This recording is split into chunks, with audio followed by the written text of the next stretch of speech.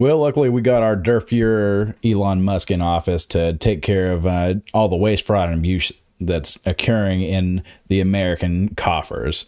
Uh, why would we want to spend money on victims of drug addiction or sex trafficking or anything of that nature when we could just cut all the funding and give it to the military? We're going to go over a couple little things real quick and talk about that. Let's start with this video right here. This is from CBS Mornings, Cuts to Victims and Grants. Funding cuts are far and wide, from a neighborhood crime-fighting program in San Francisco I've once took lives, now I save lives. to an opioid abuse project in North Carolina and a hate crime reduction initiative in Louisiana named for Emmett Till.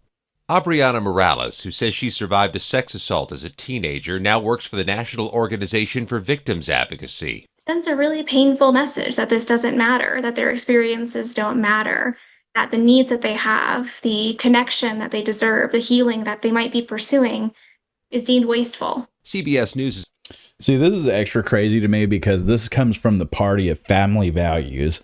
Of course, we only care about the kid when it's in the womb. As soon as it comes out of the womb, we stop caring. We're going to go ahead and just, let it get human trafficked, let it get addicted to drugs.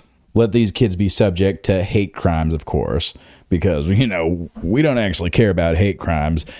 We are the GOP. We endorse hate crimes. So it's just crazy to me.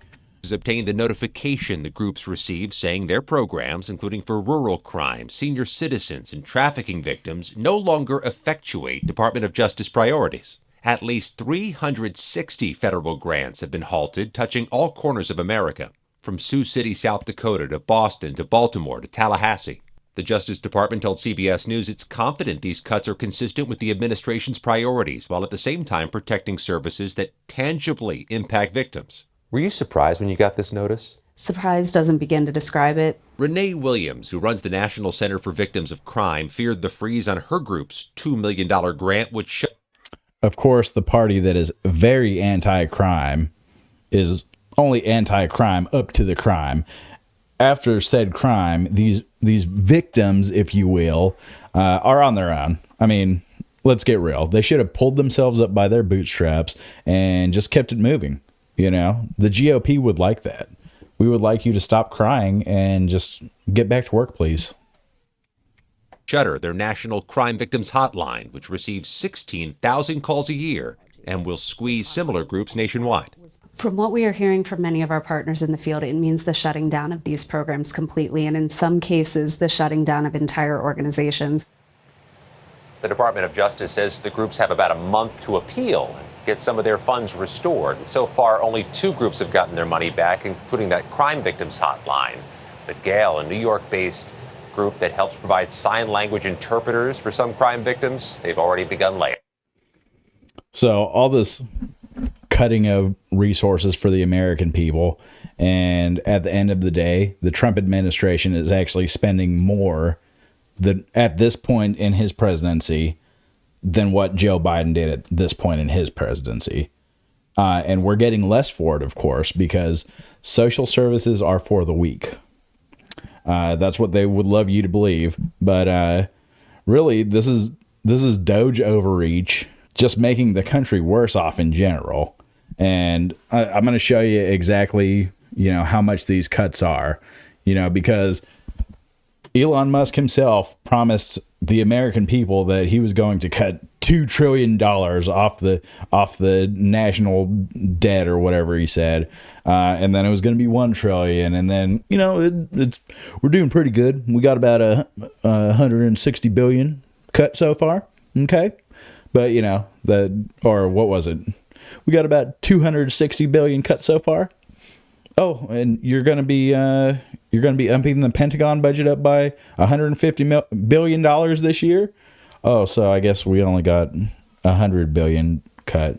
Well, we could probably cut more Meals on Wheels or child cancer research. I'm sure there's more that we could sponge off them, right? Let's go over this article real quick. Justice Department's grant cut endanger public safety. The termination of more than $810 million will end bipartisan programs with successful track records. See, this is what we mean when we're saying they're not just cutting waste, fraud, and abuse. They're cutting our futures. They're cutting our kids' futures. They're cutting our grandkids' futures. They're destroying what previous generations built up, and then other generations had to come and tear down with trickle-down economics and whatnot.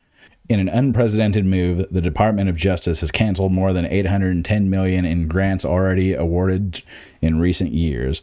So all in all, these cuts are just making the country worse off. We're truly going in the wrong direction with this administration. I mean, why would we want to give more to our people when we can cut all this and then give it to the military budget? Because wouldn't your money be better off spent bombing brown kids in foreign nations and undermining future democracies by placing our own puppet dictators in, and all the essentials of imperialist America? Yeah, I mean, at the end of the day, we're losing to China. I understand that a lot of stuff coming out of China is fake. However, they did pull out a very large portion of their society out of poverty. The fact of the matter is they have a larger middle class than we have people in America. So the notion of we can't do this because we have too many people, we can't do that because we have too many people. We have a third of the people that China has. However, we are the richest nation in American history. All the rich people want to live here, but none of them want to pay for living here. They think we all just should be serfs and be ruled on with their iron fist. That they would love if we went back to a feudal way of life. Go back to feudal Japan and we just serve them and whatever their needs are, and they can spit on us in the streets, and we can carry them around in those stupid fucking carts or whatever. But anyways, I'm done ranting for now. If you like the video, go ahead and hit that subscribe button if you feel so gracious to. Comment down below what you think the Trump administration should cut next.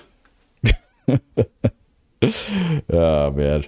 Anyways, you guys have a good rest of your day. Later.